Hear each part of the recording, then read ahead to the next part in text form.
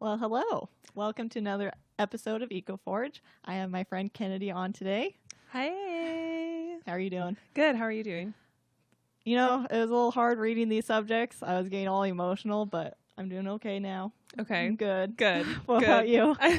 Good. I was out. Yeah. I know we were just talking about this right before we started, but yeah, this was really upsetting. I'm so sorry that this was my idea to pick these topics. Yeah. I very much apologize. I did not know that it was going to be this upsetting, but This episode is depressing. You can blame it on Kennedy. anytime. Well, if you're wondering what the subject for today is, 2020 has struck again. We've had some major wildfires going on in California, and we also got the hurricane that hit Louisiana. Mm-hmm. So we wanted to talk about that, kind of how that relates to climate change, and then also go into being resilient to these kinds of weather. What are they called? Just these natural disasters. Natural disasters. Thank you. You're welcome. She's my dictionary. Yes. All right, so let's get started with the California wildfires. Yeah. Let's start I with feel that. like this is old news. No, I'm just kidding. we've been seeing it so much, like the last few years, that I'm like, when does it end? But I don't think it's ever going to end. Yeah, I really don't think it's ever going to end. And I think that's like also a really big issue right now is because California has so many wildfires. People are just like, oh, that's just what happens. And it doesn't get the coverage that it deserves or, Right. you know, the attention that it needs. Yeah, right. Yeah. Yeah, this weekend I was seeing that there's a bunch of people trapped at a reservoir. It was called in the Sierra National Forest. Yeah. They were trapped by the creek fire. I saw that. And so they had to get helicopter rescued out, which is, oh my goodness. That's I was getting all terrifying. emotional, like thinking about that. I don't know what it is about fires, but like I get like really emotional. Really? Yeah.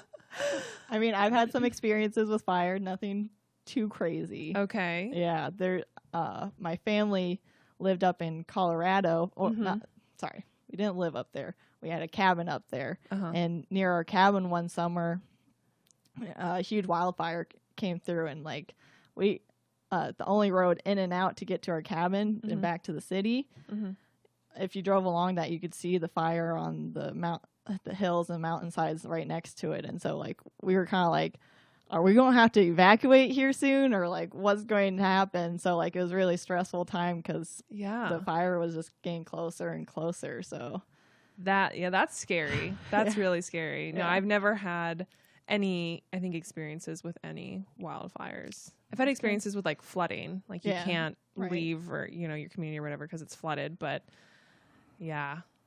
So I could see how that could be really traumatizing. And I don't know if you wanted to look at the pictures of the creek fire that's going on. ooh. Yeah, and it was people, they were taking pictures from their cars as they were leaving. I mean, the fire is Oh, yeah. right there. Yeah, I did see some videos of that where it was like just closing in, and I'm just like, no, just kidding. That's so. I know that's so scary, and it always makes me think of the hot shots that Oh, jeez.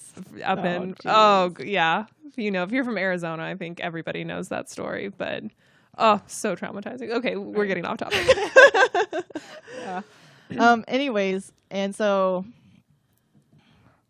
let's talk about why the fires are happening.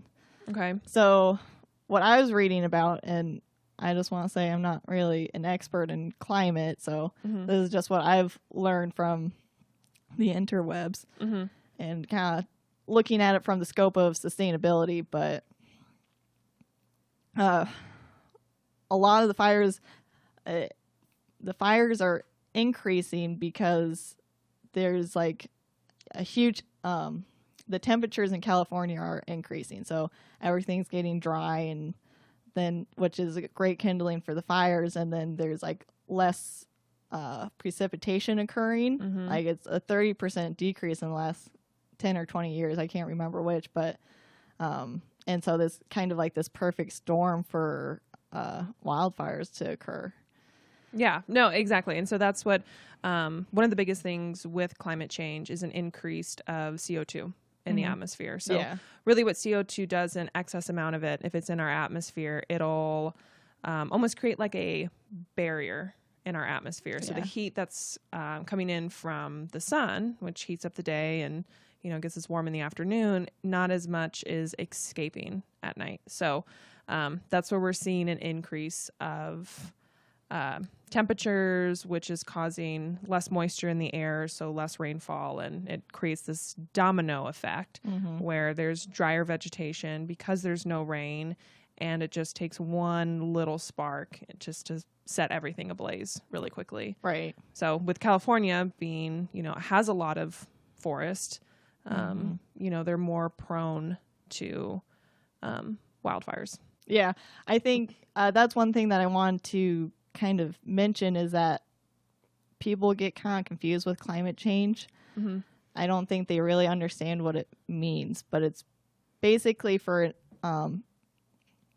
there's different levels. You can have like a global climate, and that's kind of the basic like amount of rainfall, the average temperature of the area, kind of like how the weather plays out in that area. And then you can also have like regional climate. Yeah. So with climate change, what's happening is that what was originally there for like an area, the climate in an area, that's starting to shift to something different that we haven't really seen. And so that's why for California, even though there were fires there before, they're starting to increase because the climate is shifting to something that is more heavily encourages fires, I guess you can say, or makes it easier for fires to occur. Yeah, there's definitely, I think wildfires are necessary. They're healthy for the environment. They help get rid of the dead to get new growth. But now we're seeing this in such a high excess amount that now it's creating a bigger issue on the environment and for the people who are living there. So yeah, that's because wildfire themselves are not bad necessarily. They need to happen. They're actually really good for the environment. Yeah. Because what they do is, if a fire hasn't occurred in a long time in a forest, there's a lot of growth will occur, like a bunch of plants will grow and stuff, but there's also dying in the forest, so plants will also die, and then all of a sudden you have a bunch of trees that are falling over. There's a bunch of dead brush and everything, and it's not exactly healthy for the forest. And so when a fire comes in, it burns away all that stuff, and then it leaves a really rich nutrient soil on the bottom that new growth can grow from. Yeah. And so it's really great, but at the same time, especially with human civilizations, it can get to be a problem. Yeah. I was just looking at my facts here about how many acres have been burned so far in California. I don't know if you saw that, but so far 2 million acres have burned in the state of California due to these wildfires. Yeah, and they're saying so far that this is the worst wildfire season in California history. Wow. And we just got into September. Yeah. So I think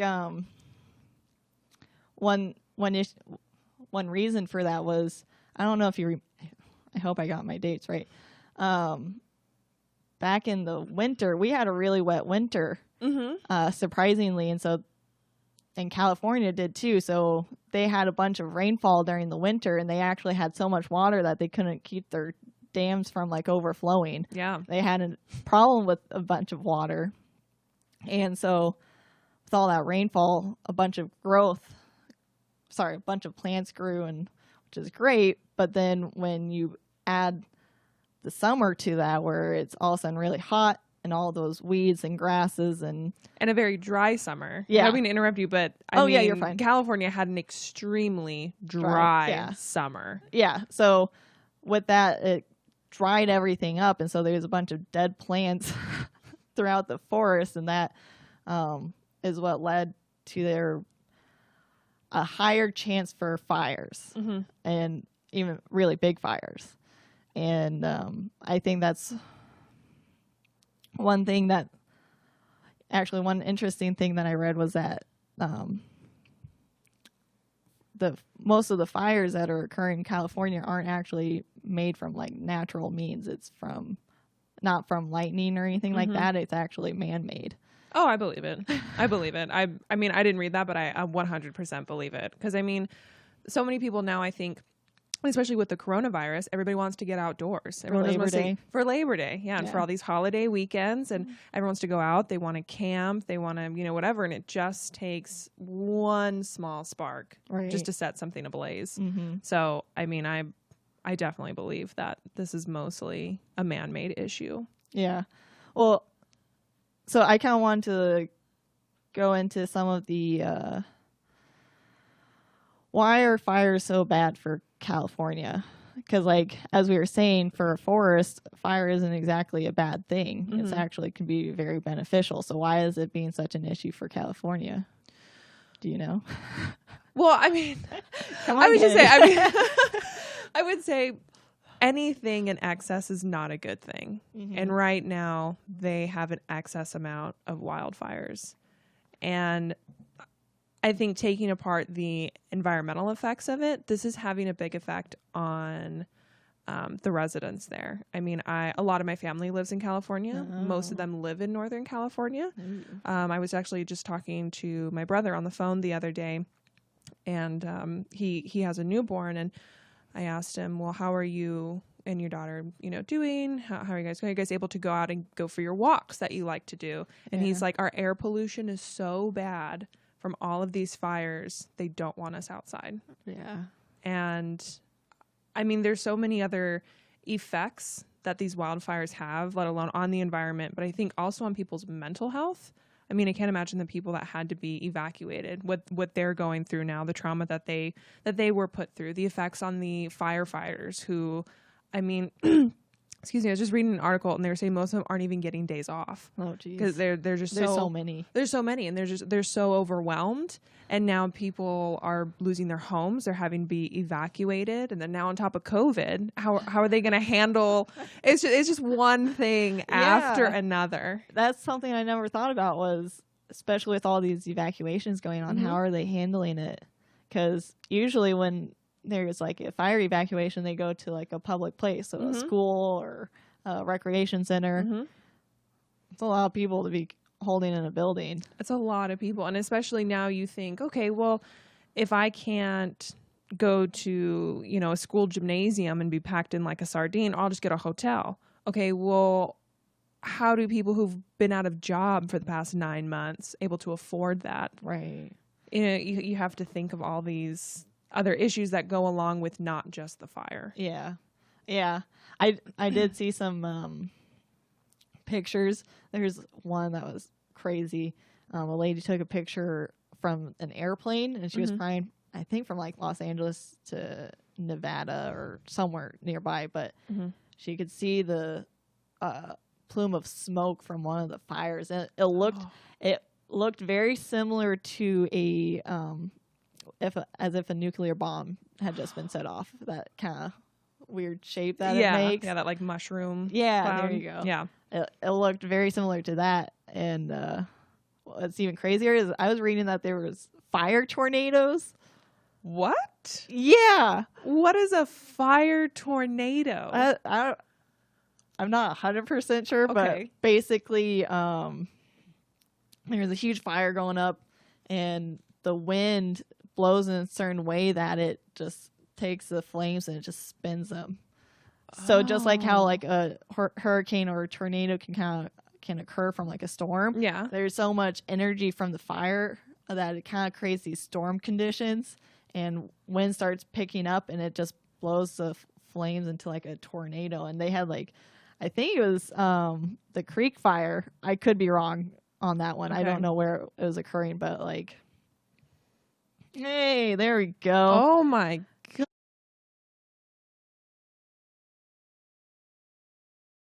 Lost your audio. What? Oh. Yeah. Wouldn't that be terrifying? That is. Oh my, 2020 is wild. I mean,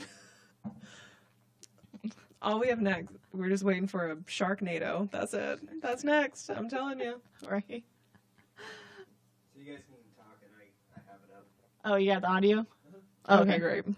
Sorry, we lost audio there for a second. So, But it's worth it for these fire tornadoes. yeah. So, it creates these storm conditions, as I said, and then you can get the wind just moves in a certain way and it creates a tornado and it's just flames. Although I think some of these might be from like actual tornadoes where they hit something. Okay. Something flammable or something and it sucks up the flame. So that might be, oh yeah. Okay. So that's from Australia. But still, wow. Yes. So there's one of the fires in California. They were saying that like multiple tornadoes like occurred because it's so intense of a flame. Of a flame. Yeah. Wow. Well, I saw I think it was the New York Times or something. They titled their article comparing California to a kiln, that it was so hot from all of these fires. And where was it? I think so far right now there's 37 fires burning in California. Like just a ridiculous number. Yeah. And it's like you look at a map and it's just like one, just fire here, fire here, fire here, fire here, here, here, here, here, here. And you're like, what's even the point of this map? Just put everything's on fire. Yeah. Everything's burning. But yeah, I think fires these wildfires are having more of an effect than we think. I think they're going to have more of a long-term effect. Yeah, we got a little kitty cat meowing. It's fine.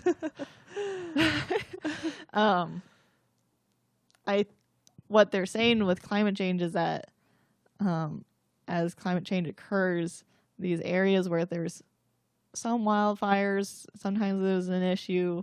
Like here, Arizona, one of our natural disasters is wildfires, right? The climate is changing, so the fires are going to start increasing, or at least that's what it looks like. Yeah. And sometimes it's kind of hard to tell because the news is just like, oh my goodness, there's so many fires. Oh, the world is ending. Yeah. Or like, is this actually increasing, or is this like, am I just finally paying attention? Yeah, exactly. Yeah, no, it's definitely hard to take the voice of the media out of it and just looking at the facts of what's really going on. But I think for the most part, I think the media is right in the way that they're reporting on all of this, because I think this is a really big deal. This is not normal. Yeah, I would agree.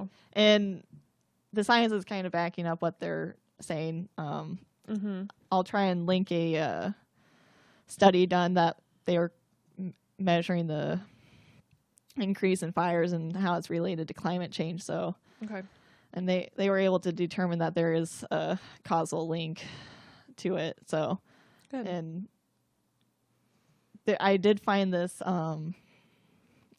short little documentary. It's like only 45 minutes by PBS Frontline. Okay. And it's called Fire in Paradise. And it's I didn't watch all of it. I started watching it. I'm going to finish watching it when I get a chance, but it's about the campfires from a year or two ago. I can't remember when exactly it occurred, but it was the biggest fire that California has ever experienced. Okay. And it's the fire that burned through the town of Paradise. Okay, that's sounding familiar now. And yeah, they were like hardcore trying to pull at your heartstrings. Really? Yeah, it was pretty intense. I was like, I don't know if I can handle this. No, yeah. But it's people are experiencing things that we really haven't had an issue too much with before. Like, obviously, fires have occurred, and there are times where wildfires have like made people evacuate. Like, that's not new. That's not new. But to this extreme and this frequently, it's starting to affect more people. Yeah. Yeah. So I was originally thinking about going into how to be resilient to wildfires at the end, but I think it might be more fitting if we talk about resiliency to wildfires now. Okay. Yeah. So we were I'm all down with that. doom and gloom. I know. Now let's try Let's and get bring some hope some in here. hope. Yeah. I did find this really cool website. They're called this nonprofit organization. They're called C2ES, and they're the Center for Climate and Energy Solutions. Okay. And what they do is they try to help draft up policies or plans to create more climate resilience. Okay. So I found some information from them, which is cool. Please share. Yeah. Since I just mentioned it, I will explain what climate resilience is. I have a definition written somewhere. Oh, look, there it is. So climate resilience is the ability to anticipate, prepare for, and respond to extreme weather events. Okay. And so what people need to keep in mind is that even if climate change, even whatever you think about climate change, whether it's human caused, doesn't exist, whatever, As I roll my eyes. something is changing. There are changes occurring, and one of those is that there are either going to be more extreme climate events, or there's going to be more intense ones. And something that's important for sustainability is making sure that we can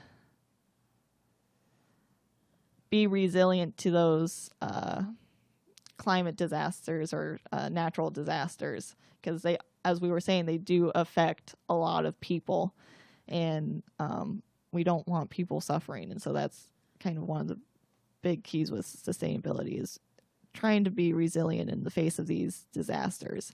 And I don't know if I have a great definition of resiliency, but I guess it's pretty much just like the definition that I just said, was that just being prepared, being able to adapt, being able to manage or take care of your community or yourself during a disaster, and so that it doesn't hit people so hard.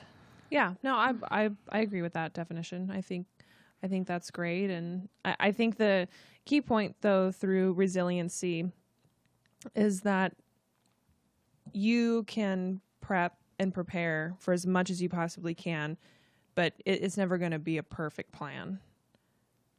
Yeah, I can see that. You can't say like, well, okay, we're going to prep as much for these wildfires. We're going to do all these steps. We're going to follow through. Okay, that doesn't mean wildfires are never going to happen again. You're never going to be affected by them again. Yeah. You're just going to be a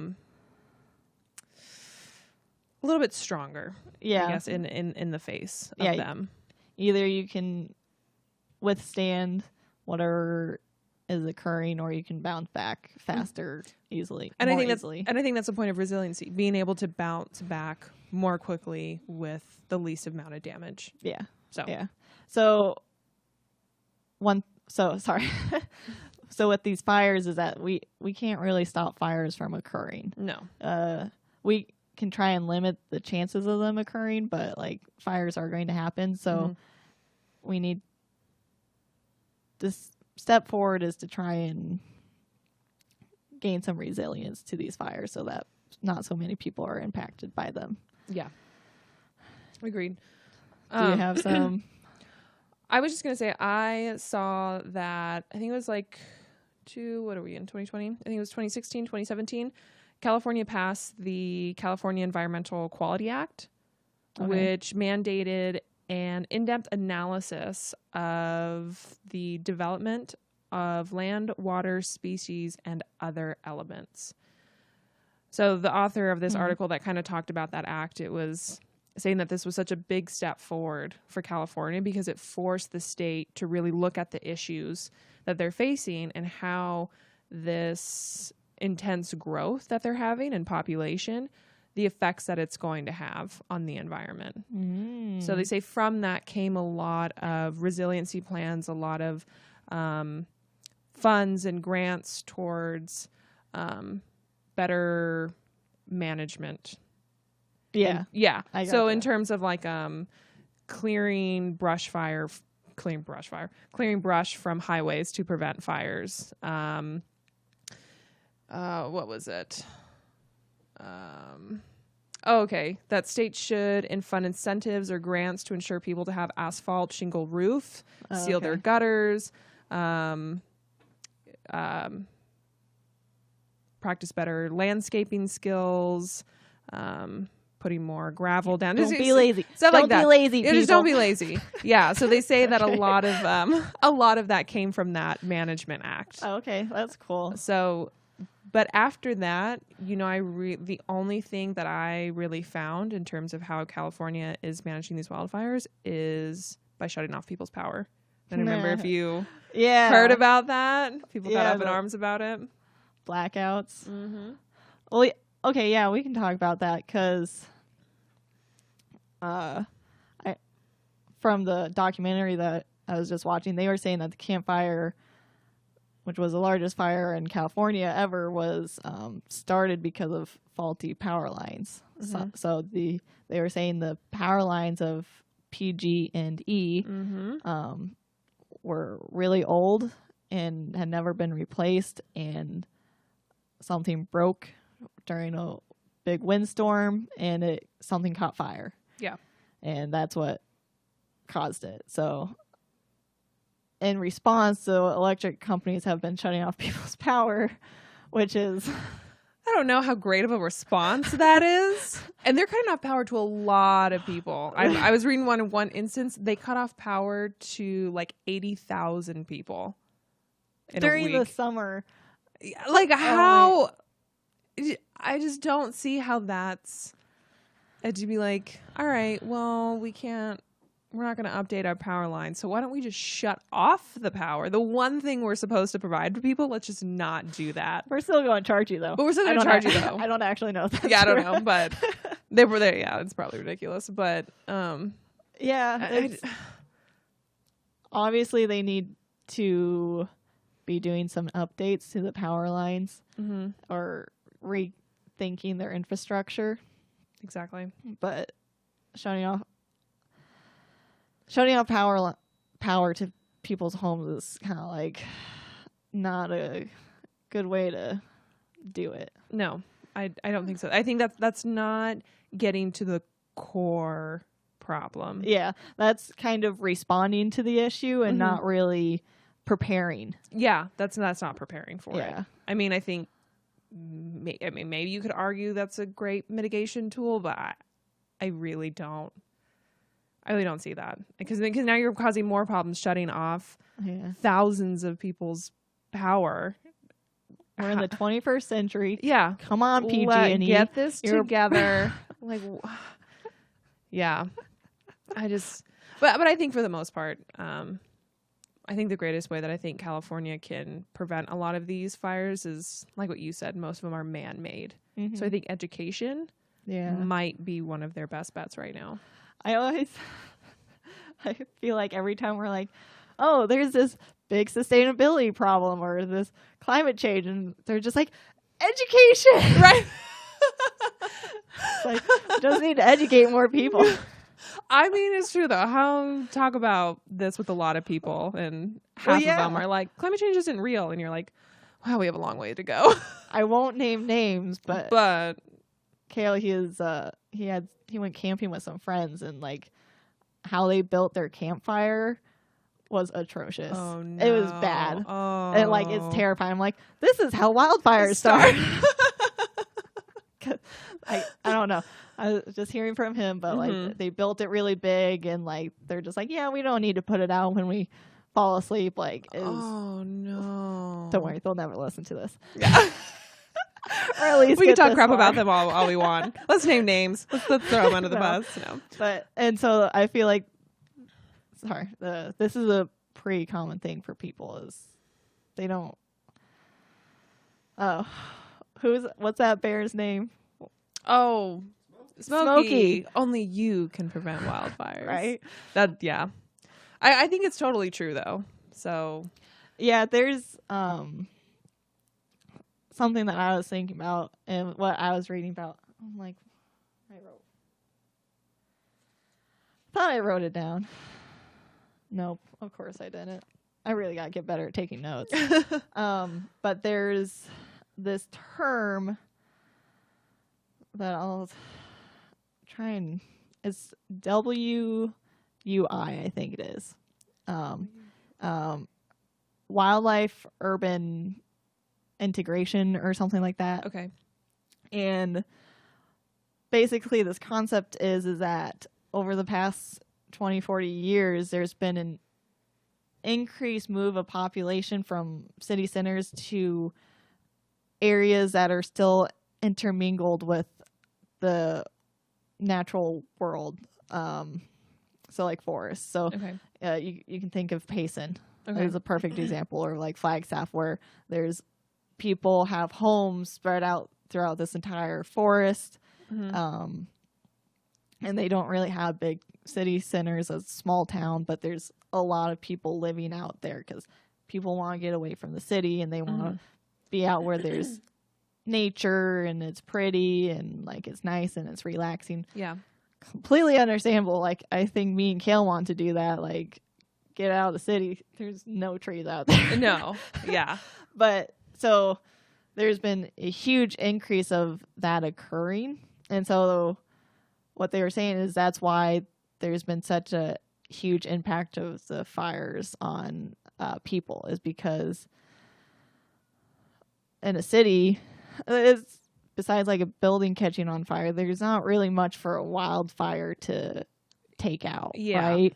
But in those situations where the houses are spread out, there's forests intermingled with every building and everything like that, there's a higher chance for a wildfire to occur. And then as with the town of Paradise, it would just burn through the entire town and through people's homes and properties. And all of a sudden you have people losing their homes and everything like that. So that was kind of one of the major reasons why the wildfires have been impacting people so much, or at least this is what the article was saying. And Okay. I'll link the article in the description. But so one of the things to keep that in mind is, or what people need to keep in mind, I think, is that we aren't ever going to be safe from natural disasters. No. And especially in those areas, there's a higher chance of you being affected by a wildfire.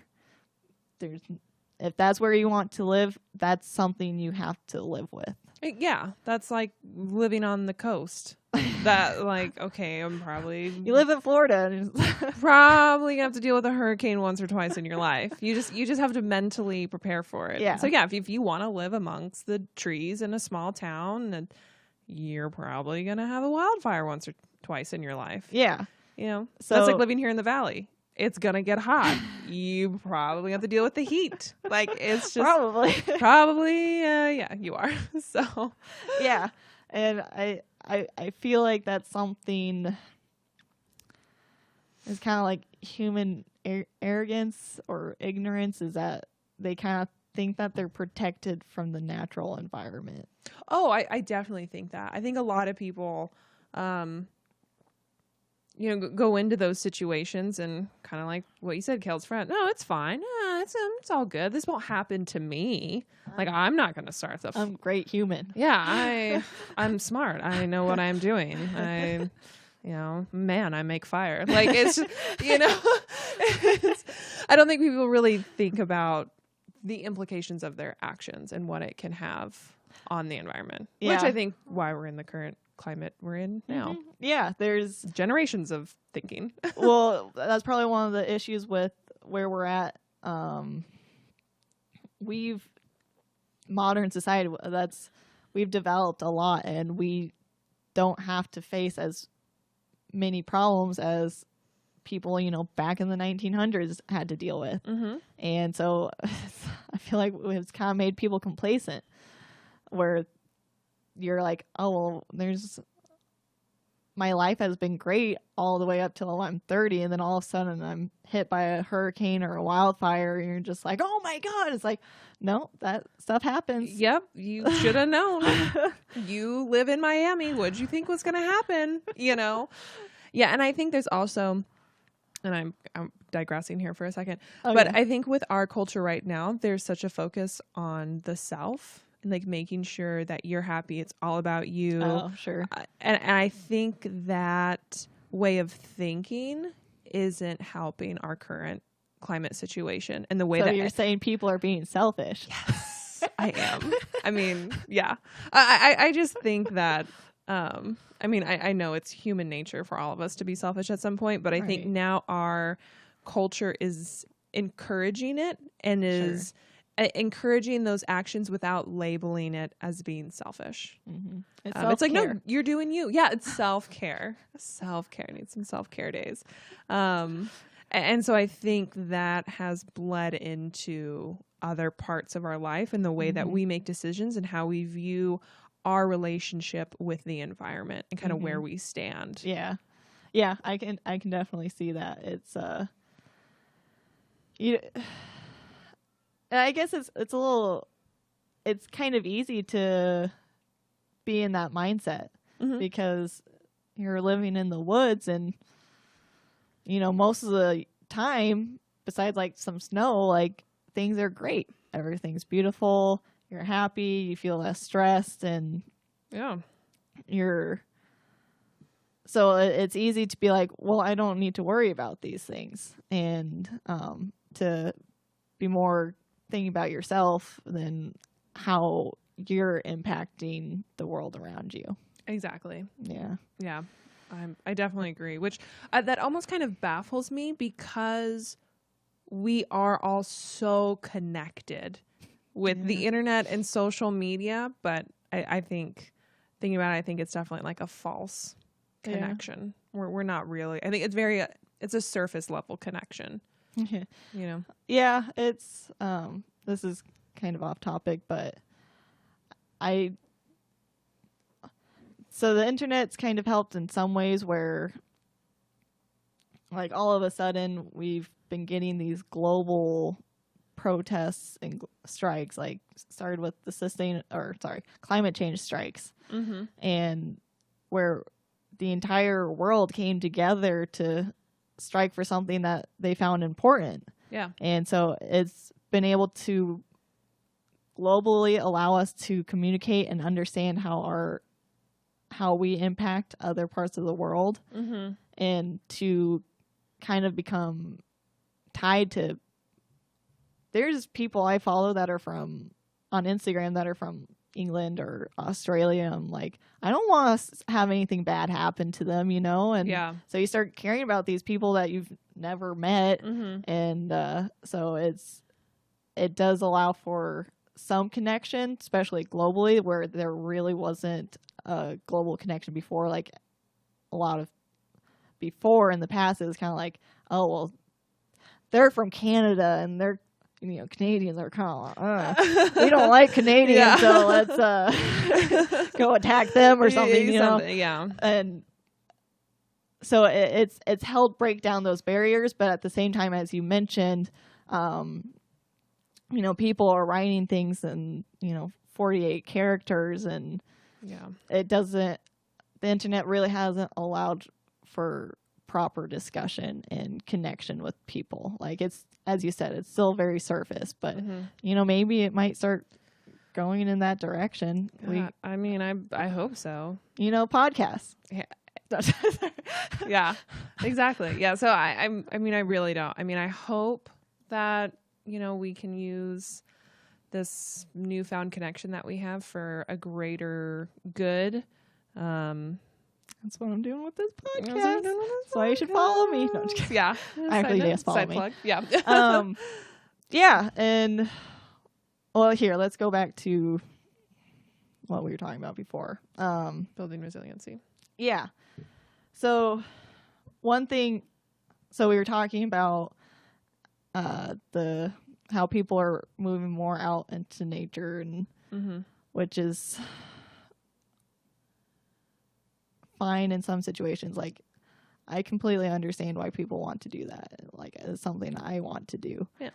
And if that's something that people are going to do, then I think it needs to be more commonplace, probably through education, to prepare for a wildfire to occur. So one of the things would be, managing your yard.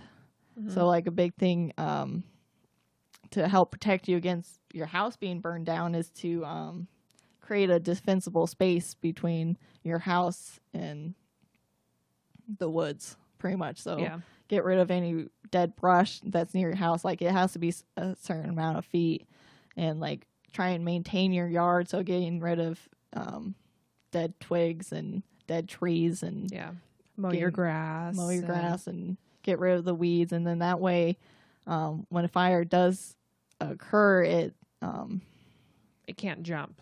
It has a harder time reaching your house. And as you said with jumping, like, if there's a highway, maintain the size of the highway, so then that creates a perfect barrier which will stop the fire from keep moving spreading on. Yeah. So there's a lot of things that you can do, like trying to fireproof houses, using materials that are more fireproof. Yeah. I think most of this building resiliency against wildfires is going to be on an individual level. I mean, I think I don't know how much the private sector can do in this case. Repair your power lines. No, oh, well, yeah. Okay. Well, obviously, there's that. Like, do your job. Like, come on. But for like Amazon to be like, okay, I want to help build resiliency. How's Amazon going to do that? I think they're going to be great in terms of relief after the fact. Sure. But I'm trying to think in the before stages. I think it's really going to be on an individual level. Maybe a little bit of government, maybe help with some grants, funding, stuff like that. But I was reading about like doing zoning. So one thing that people can do is to create smart growth of cities.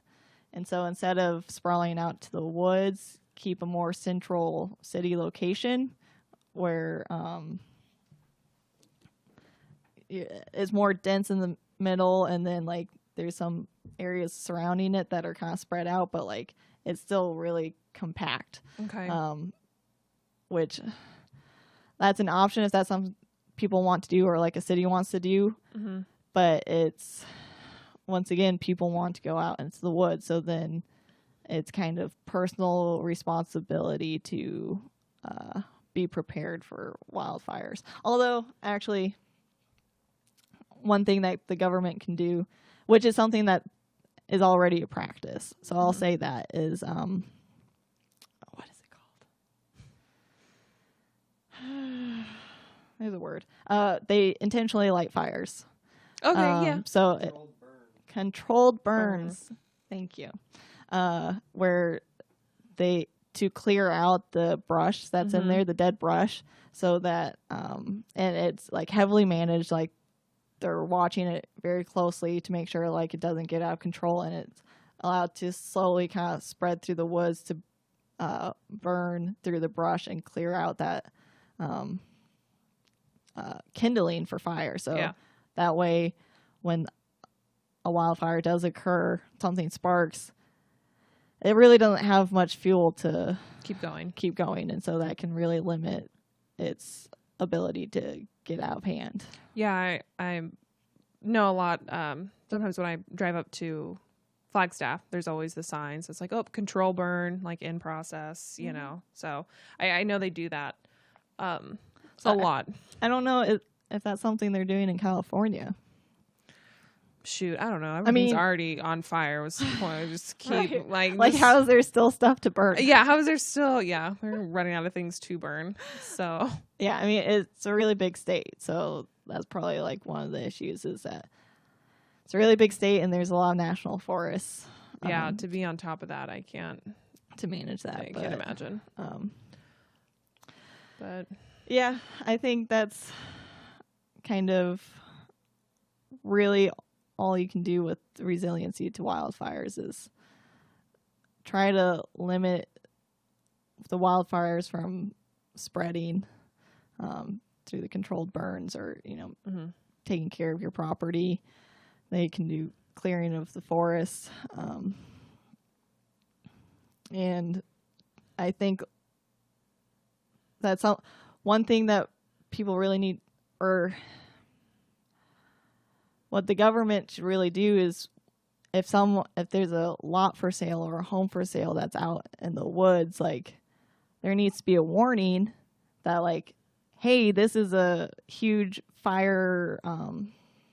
They had a word for it. Like there's a high chance of a wildfire occurring in this area. Like be aware of that. Be prepared for that to occur. yeah, So that there isn't like this false sense of safety. I think a lot of people need to have that in mind when they're moving or I out think there. so too. I agree with you, and I unfortunately feel like a lot of times people don't know or they don't care or like, oh well, we haven't had one in like years, so it's gonna be fine. And well, yeah, and fires always seem to be occurring elsewhere. yeah, they don't affect me, but I Yeah. think now, especially with these fires right now, they're affecting a lot of people. So unfortunately, that sucks that it had to get to that point, but I think maybe it'll kind of wake a few people up. So callous, Kennedy. No, just kidding. I know. Come on, people, get your stuff together. Just get your shit together. Okay. Or you can live in a city and Hey, move to a city. chances of that are It'd be fine. yeah. Oh, I could never live in California. It's too many people. Well, a bunch of people are moving out. I know. They're moving here. Oh, jeez. We don't want you here. We don't want... No. Yeah. Okay. Side note. Okay. Let's move on. All right. Next topic is Hurricane Laura. I really feel like they should have called it Hurricane Karen because that's becoming a thing for 2020. Oh, Karen. That would have been hilarious. I think the hurricane would have had more coverage if it was Hurricane Karen. Have we had a Hurricane Karen yet so far? I don't know. I don't know. Because they name tropical storms and hurricanes. So sometimes they Maybe there was a tropical storm Karen. yeah, named Karen. Yeah, I was really surprised at how little coverage there was Yes. on this. It was very difficult to find current information on what's going on. Like this was a struggle. This took me a long time. I was like, well, this just happened. Was it a week or two ago? Made landfall August 27th. Okay, so like about a little over a week ago. Yeah. And like Nothing. all the news articles were like the day of or the like day after. Yeah. Yeah, that was it. And there was Nothing. nothing. Absolutely nothing. Like I was trying to find like current death count, injuries, where people being evacuated to, and I found maybe like one article. I was very I upsetting. guess nobody cares about Louisiana. Nobody cares apparently. Or we're just so tired of hearing about hurricanes. I don't know. Or maybe, I don't know. And I also think with it being an election year and with everything else going on, I think it's just getting lost. So. Messing with the pen. Oh, you're fine. People are like, can you stop playing with the pen? I know. Jeez. It's right in right as long our as you're not just faces. like clicking it on and off the whole time. I That's don't do the that, worst. thankfully. Yeah. Let's see here. So it was a pretty big storm. Yeah, it was a category 4, but then when Out it made, of 5. out of 5, and it was actually 7 mile an hour short of a category 5. I was like, wow. So this was a really big storm. But they said once it made landfall, it dropped down to a category 2, but it still had winds up to 110 miles an hour. Jeez. Yeah, I was looking at I believe it's NASA. They had some before and after pictures, and those are always crazy to see. Oh yeah, because you're like, oh, look, it's a pretty little neighborhood and a bunch of trees and it's like, green. Oh, and then you look at it and there's like no trees, no house, no nothing. You're just like, okay. Yeah, that was. I was really shocked by how many trees were like torn down. Yeah. I mean, it's hurricane had a thing with trees, right? It's always so interesting. I mean, I can't imagine. There's so many hurricanes in my lifetime, you know, but like every year, whenever when anyone happens, it still blows my mind. I'm like, this happens. It's so intense. Seeing those before and after photos still shocks me. And it's like, oh my gosh. It's like, Kennedy, you've seen photos like this every year of every hurricane that's come through in your life. Why are you still shocked? Yeah. Well, I'm always surprised by like how, like, if I heard a hurricane was coming, I'd be like, I'm getting the heck out of here. Okay, I don't get why people stay. I don't get it. I want to know, like, you can't fight this. I can't fight 110 miles an hour. Like, I can't hold my house up. Like, what am I gonna do? Just stay there. Just right. Yeah. Just find Kennedy with one wall. I've saved one wall. Saved one window. Just cried. Oh, jeez. I'm sorry. People have been like really affected by this. I apologize, but we laugh when there's, you know, bad things happening. Yeah, you have to just keep smiling through the whole thing. Well, yeah, I couldn't really find anything of like what was going on. I don't think that many people died. No. Okay, so this most recent I've found, so I could be wrong, I don't know. So far they've only had 24 confirmed deaths, which is really low. Yeah. But they said that most people evacuated. Okay. I think. Okay, so Louisiana's smarter than Florida. Never been to Louisiana. I'm sorry, Florida, but I've been to Florida, and I would say most states are smarter than Florida. But oh shit, no, I had a great time. Florida is so fun. Craziest people you meet. It's great. No, but they said that the death toll is so low because most people evacuated. Well, that's good. Yeah. That's pretty awesome. Yeah, they said after, I thought I had the numbers, but I think out of like in one town, there was maybe like 10,000 people. They said like 100 people didn't evacuate. So I just have a list of all the names. You're like, all right. I'm going to be looking at you differently. Yeah. But they said actually most of the deaths were caused by the loss of electricity. Whoa, really? Mm-hmm. They said about, when the storm initially hit, a couple days after, about 900,000 people were without power. And currently, when did I look this up? 2 days ago, still 220 people are without power and water and access to the sewage system. Yeah, that was one thing that I was looking at the different categories of hurricanes. And so for category 4, like the miles per hour for the wind, but at the same time, after it's occurred, like the place is uninhabitable for like a month or two. Yeah. I mean, it destroys everything. Yeah. So they said most of these deaths were due because of the heat, you know, in your middle of summer in the South. I've never been to the South in the summer, but you just want to die. Yeah. It's unbearable. Yeah, with the humidity and everything. The humidity. Well, sorry. No, go ahead. Didn't they say that like right after the hurricane they had a huge heat wave? Mm-hmm. So that's, Yeah, so the heat wave came. They said that was a big one. And then people weren't using generators properly. I mean, I've never used a generator in my life. I didn't. Yeah. So they were using them improperly, and it was the carbon monoxide poisoning. I'm not going to laugh. But you did. You're just like, oh, yeah. Geez. So, like, I don't want to be mean, but, like, I don't know. I feel like I could do something stupid like that. Oh, I feel like I'd totally do something stupid. There's like times that. where I'm just like, I've never had to deal with some kind of piece of technology. I'm like, can I touch this? Like, is this okay to touch? Like, what is safe? Yeah, with this? I'm just gonna keep my hands just right here. And So I could see myself being dumb about a yeah, I would generator. I would do something totally stupid. But I think 24 deaths with a Category 4 hurricane. That's really not that bad. Yeah. That's not that bad. But again, Louisiana has been hit with hurricanes for decades. That's true. So I think for the most part, they're pretty prepared. Mm-hmm. I mean, I would hope so. I would hope so. Yeah. All right. Well, do you want to talk about climate change and hurricanes? Yes, Ooh. I can talk about that. The dreaded climate change.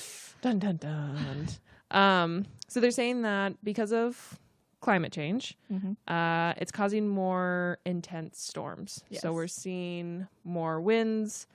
Okay, so I'm going to say something that just contradicts what we just agreed on earlier. Oh no! No, but you're right. You're both right. But a misconception about climate change is, and I like that you addressed about, there's like a globally and regionally. Yes. So regionally, in places where you are experiencing a lot of precipitation, you can get more precipitation. Yes. So just because things are getting hotter and drier, that doesn't necessarily apply to regional climates. Yeah. So, I think it was NASA. They had a really good article on the difference between weather, global warming, and climate change. Yes. Because a lot of people use global warming and climate change interchangeably, and they're different things. Yes. And they're both occurring. They're both occurring at the same time. So, yeah, not to get confused, there is a big difference between those. And so in these areas where they're experiencing more hurricanes, all of those factors like precipitation, higher windstorms, more moisture, higher sea level temperatures, Yes. those are all increasing. So they're just creating a bigger storm and more intense storms. Yeah. I think just to add on to what you said, with global warming, the average temperature of the planet is increasing because of the greenhouse effect, which is the trapping of the CO2 molecules. I can talk, I gotcha. swear. Which is heating up the planet. And what actually happens is that the ocean is absorbing a lot of that heat. And so the temperature of the ocean is actually increasing. Yes. And so with that increase in temperature of the oceans, climate stuff happens. Climate science, which is not something we know a lot anything about, but we'll talk like we do.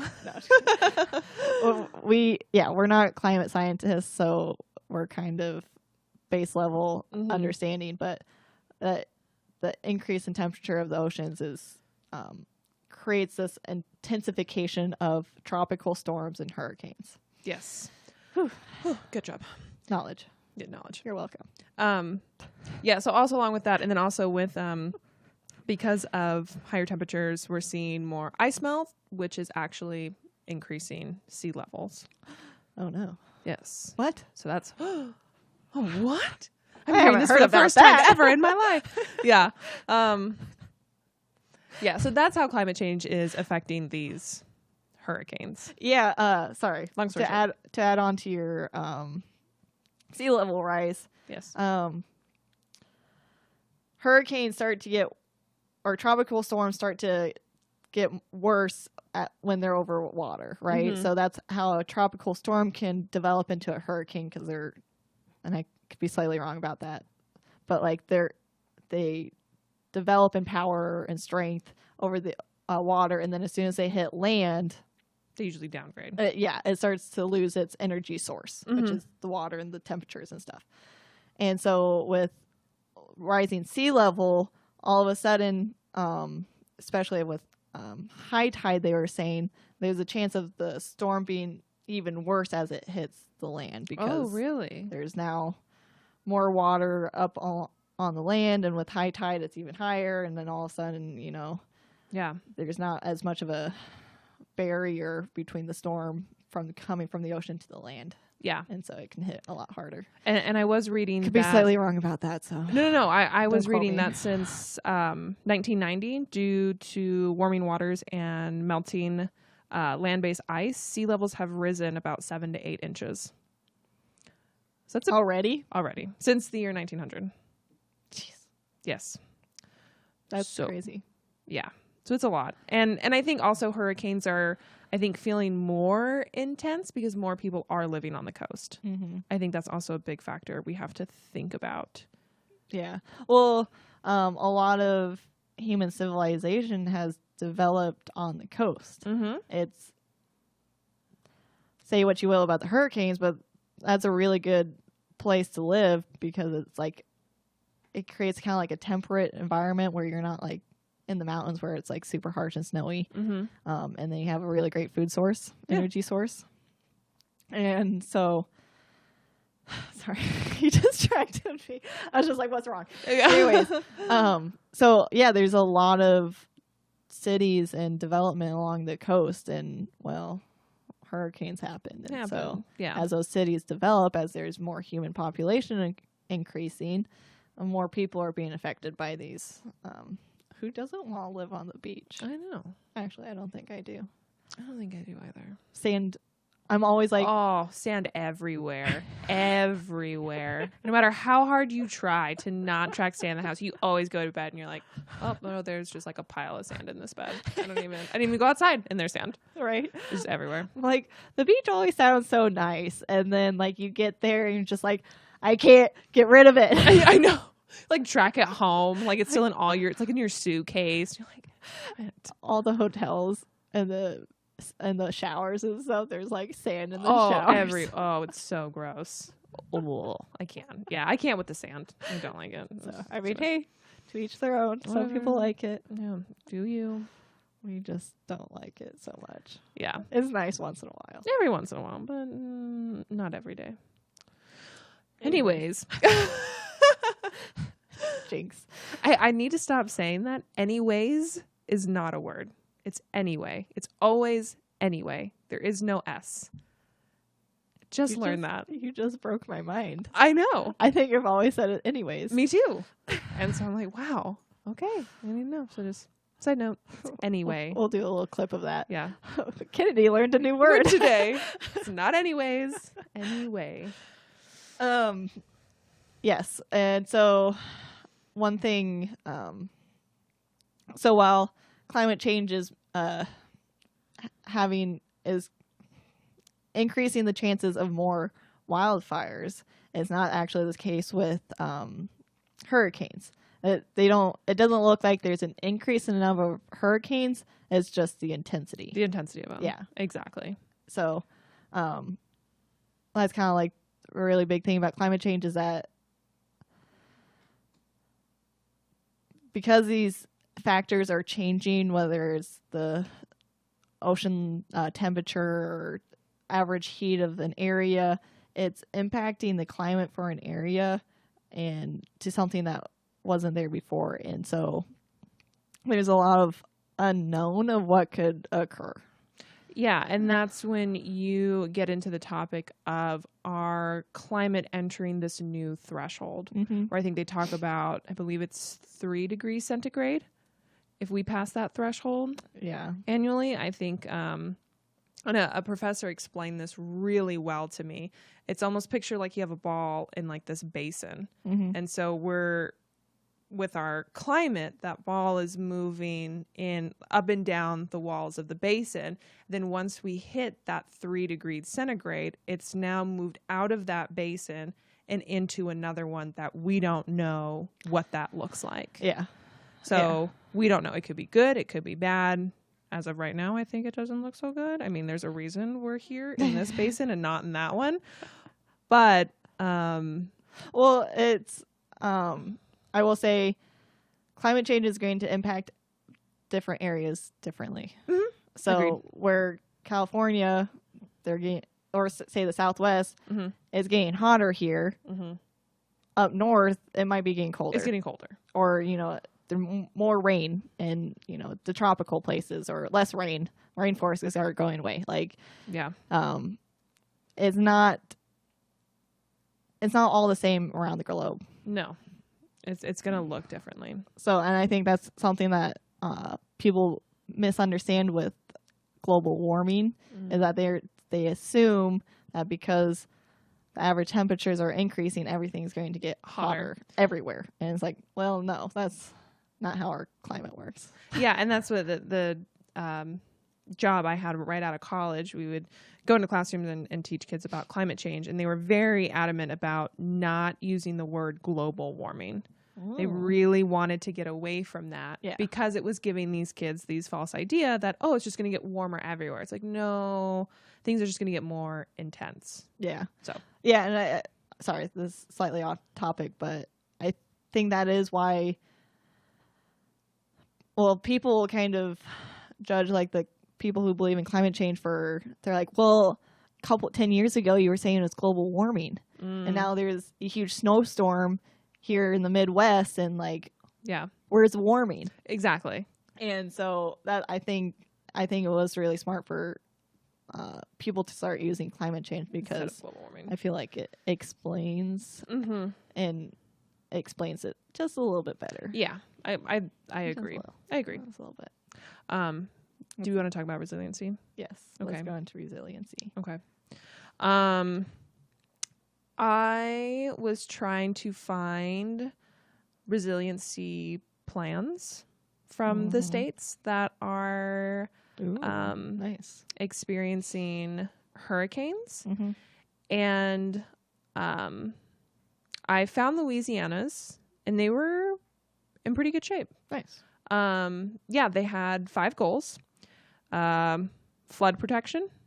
Okay. They looked at natural processes, coastal habitats, cultural heritage, and a working coast. Oh, okay. So those 5 plans looked at first how to improve that barrier that you kind of talked about, because wetlands are a natural barrier to hurricanes. Mm-hmm. But as cities and towns have expanded, they've taken away a lot of those marshes and those swamps and those natural barriers. Yeah, that's what they're finding out with Florida. Yeah. Sorry, not California, Florida. Mm-hmm. Where there's that big The reef? no, it's not the reef, it's the forest, the Everglades. Thank you. I can't recall some. Okay. You're good.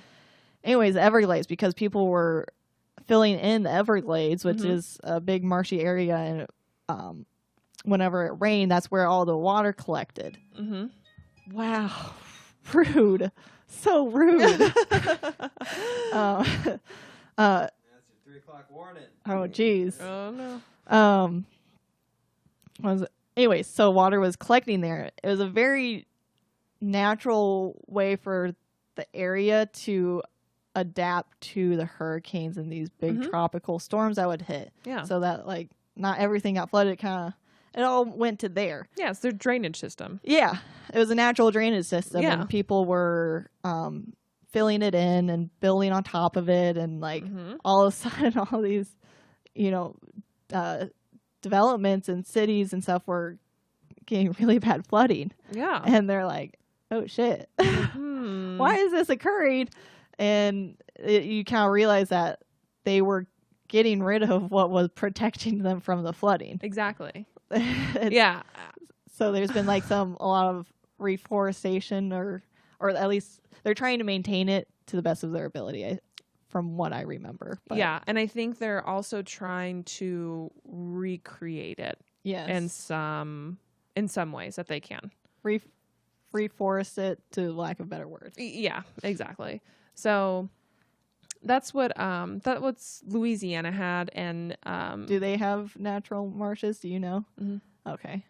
Yeah, that whole like Gulf Coast, that's all very like Marshy. swampy, marshy. Yeah, that makes sense. Yeah. So they have that there because that's Mother Earth's way of saying, hey, this happens and I want to do my best to protect it. So this is what I do. So, Right. Yeah. yeah, so they're looking at Improving those. rebuilding them. Yeah, mostly looking towards the natural barriers and improving that natural infrastructure. So, and I actually found a study that says a square kilometer of wetlands provides $1.8 billion in storm protection. Oh yeah. Yeah. That's awesome. Isn't that great? Right? All natural. You don't have to do nothing to it. I know. And it's pretty to look at as far as I'm aware of. Yeah. And speaking of Florida, Florida could have saved $430 million if it had maintained its wetlands during Hurricane Irma. Ooh. That's a heavy hitter. That's a lot of money. So there is a lot of financial savings gain to be made from, protecting the land. Yeah. Who would have thought? Interesting. Yeah. Sorry. Or just a little sassy. Just a little bit. But yeah, I think that's the biggest thing. Yeah. And I think looking towards the community and what they want to be done, because they're the ones ultimately that are getting affected.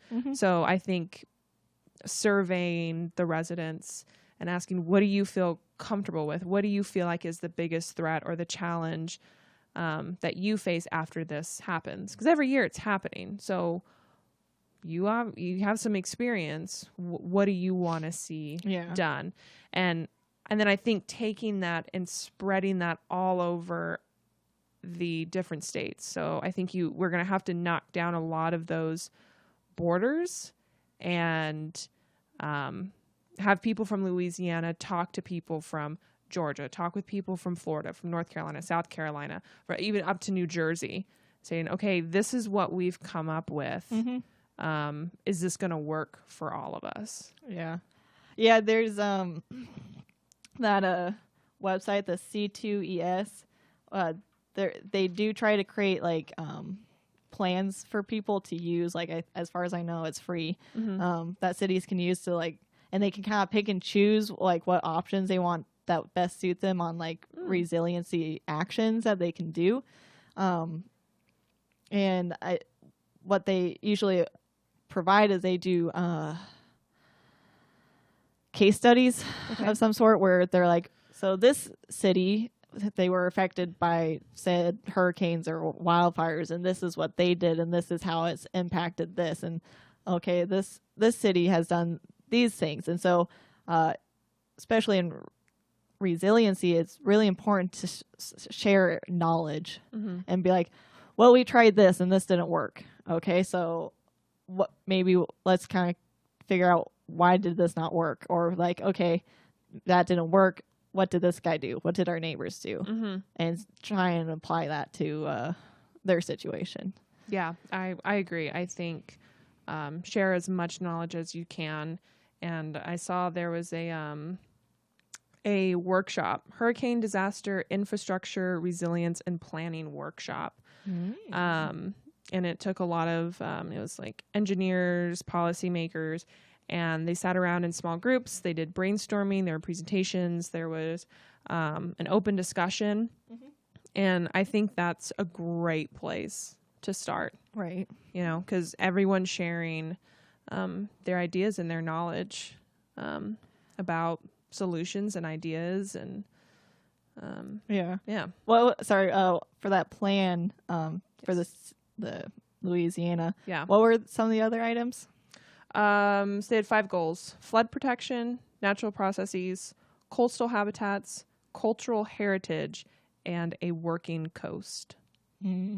So was the cultural heritage, was that kind of using knowledge from... Yeah, and I think that's also trying to maintain the culture. Because, I mean, you can say, okay, well, I'm going to come in and I'm going to restore all these wetlands and we're going to put in all this infrastructure, but now you've lost the cultural aspect. You don't want that community to be stripped of its identity. Sure. You don't want that to get lost in the process. Okay. You know what I mean? I gotcha. So I think that's what they were trying to go for. I gotcha. Yeah, because I was thinking it might...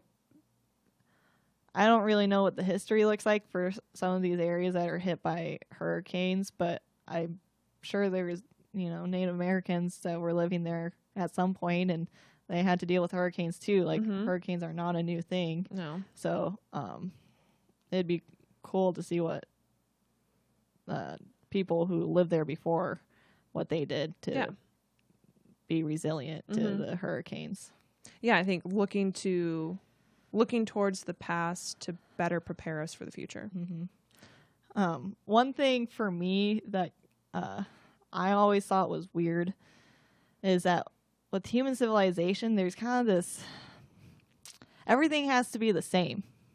So, like, you can see it here in Arizona where, like, if you go from Scottsdale to Glendale to Peoria, would you be able to tell the difference? No, you can never tell I never know when I'm in, like, Chandler. Okay, now I'm in Gilbert. Oh, really? Nothing has changed. Yeah. And so there's, like, a lot of the homes are built the same, and a lot of the buildings are built the same. And I'd say that's kind of consistent. We'll just have United States as the basis, but throughout the United States, where everything has to be the same. What you expect in one city, you have to kind of expect in the other. And there's obviously some differences. Like here in Arizona, we have stucco houses. That's kind of a Southwest thing.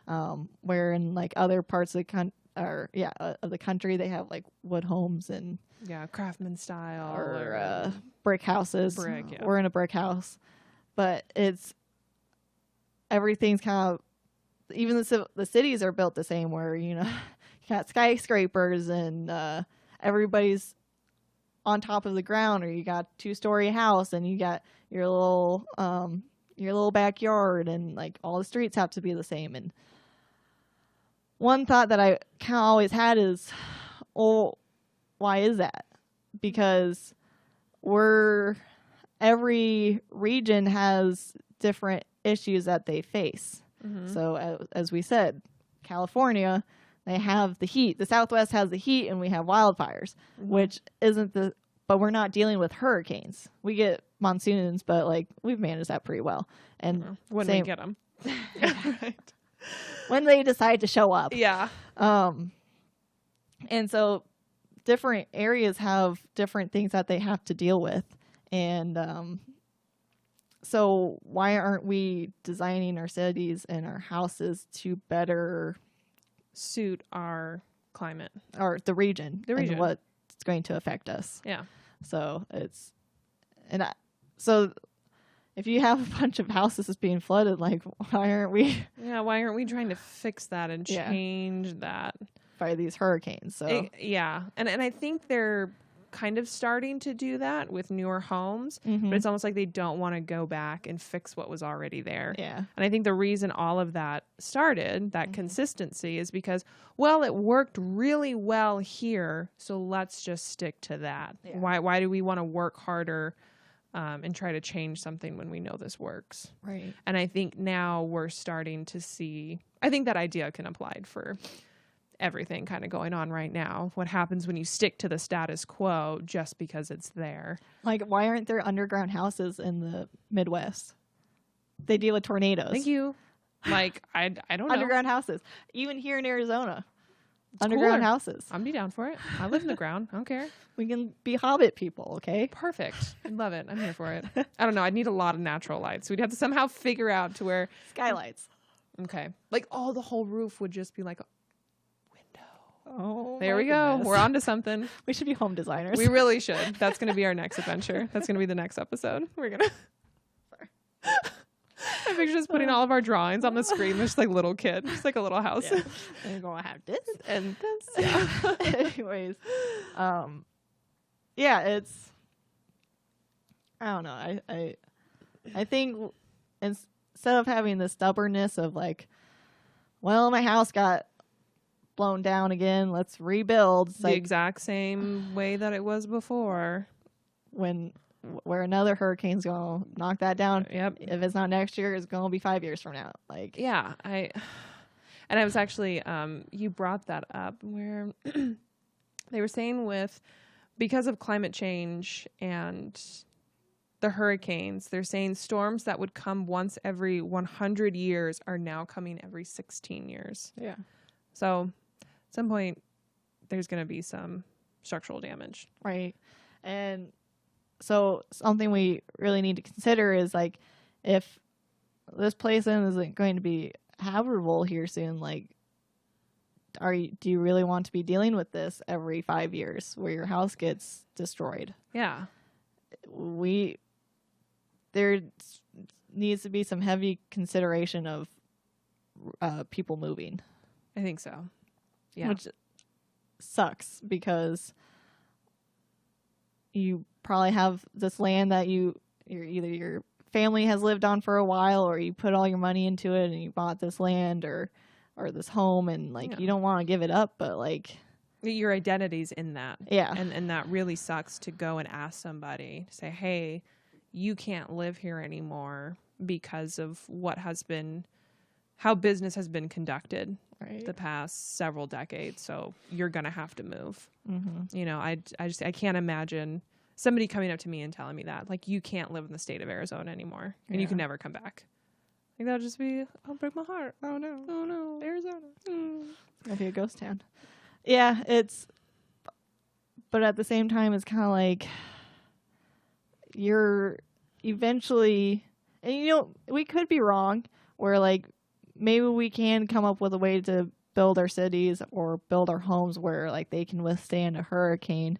Mm-hmm. And you know, most people are building on hills, so there's not as much flooding. We got marshes and mangroves, or what do you want to call them, growing really well, and we're able to mitigate or be more resilient to these climate disasters. But same time, like, how can you beat 110 miles an hour? Yeah, how can you beat that? Right. So I mean, I think your life is in danger. It is. Your life is in danger now at this point, but I think hopefully we as in, I think, like you and me, and I think everybody else on the planet, hopefully we can come up with solutions and ways so that way we don't have to force people to leave an area. You know, if we can do the best we can with what we have, with the knowledge we have right now and the technology that we have right now, to solve these, get to the core issue of these problems. Mm-hmm. Yeah, especially with natural disasters, it's kind of important to know, like, this is happening. There's really no way we can stop it. No. Let's stop it from what it is now. We can maybe stop it from getting worse. But this is a reality that we have to face, and we need to find practices that are resilient to these issues. And as we said, it's maybe not every solution is going to work for every place, but people need to try things and try and figure it out, and we need to be working towards coming up with solutions. And that is only created by dialogue, discussion, and exactly, and knowledge. Education. And education. All comes back to education. All comes back. But all right. Yeah. Do you have any other things you want to say? Not really. I guess just, you know, I think as a reminder that there are people still dealing with hurricane that just hit.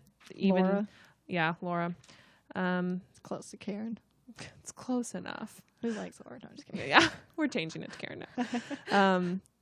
You know, and so I think just because the news isn't reporting on it as much doesn't mean there are people who are still struggling. Right. So I think just trying to keep that in mind, and I think the effects of this hurricane has been put on the back burner because of everything else that's been going on that kind of took center stage. Yeah. But, you know, these are people that are still really struggling. Yeah.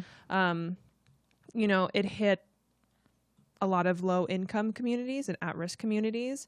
And there was still that that chemical fire that went off that has now been polluting the airways and the water systems. Okay. And so I think that's going to cause a lot of issues that I know that we've talked about in sustainability, that stuff like that, pollution affects these low income communities and it doesn't get reported on. Nothing, no justice gets served to them because of their economic situation. Yeah. So I think just always just kind of being mindful of that. And yeah. Yeah. So, and when you're low income, it's harder for you to bounce back. mm-hmm. So if you're rich and your house gets flooded or whatever, like, well, just throw some money at it. Yeah, you have your insurance. Other people, they don't have money to throw at it. They don't have it. So, and I think that's like one of the biggest things I think for both of us in terms of sustainability. It's like we want to help those that are at risk the most, that can't, that don't have the resources to help themselves. Yeah. Yeah. I feel like I probably mentioned this in the last podcast, but a common misconception of people, especially with climate change. Climate change gets a little weird, especially with like the protests where it's a bunch of young people saying, oh, we don't want this, blah, blah, blah. And you're destroying everything. And it's like, yeah, but like part of it isn't just because we don't like what you're doing. It's like, we don't want bad things to be happening to people. And so with climate change and everything going on, like more people are going to be negatively affected by these issues, by these natural disasters. And we don't like seeing that. Like, no, we want to help people live better lives. And I think that's the beauty of sustainability. Yeah. Is that it's like, we want to help you do better, be healthier, be more resilient. Be more resilient. Exactly. Sustainability. Sustainability. It's a beautiful thing. All right. All right. Well, I think that's going to probably conclude the podcast. Did you find any organizations, nonprofits, whatever you want? I did not have time. Grad school really slapped me in the face this morning. Well, last night it really slapped me in the face. I got home from vacation and I was like, oh, I have an essay I haven't started. That's due in 3 days. Oh no. So unfortunately I did not get to the charities. No, I could not find it, but I think your typical like Red Cross and all those other places. And so I think if you have the financial ability to give, I think that's great. But also I think final note for me, definitely my thoughts and prayers are with all those people who are being affected by the hurricane and our firefighters and first responders. So, but well, we there's a lot of doom and gloom, especially when we're talking about these issues. But I want people to kind of come back and realize that there are ways out of it. Like it's not a death sentence. No. We can be resilient and have it not affect people as much. And we're humans. We're great innovators. Like we're pretty good at this stuff. And so there is hope. There are solutions out there. And if we don't know of a solution now, we can figure something out. We'll figure something out. So. Okay. Okay. Well, thank you for watching, everybody. Thank you, Kennedy, for being on my podcast. Thanks for having me back on, Nicole. Yay. All right. Have a good one, you guys. Bye. Bye.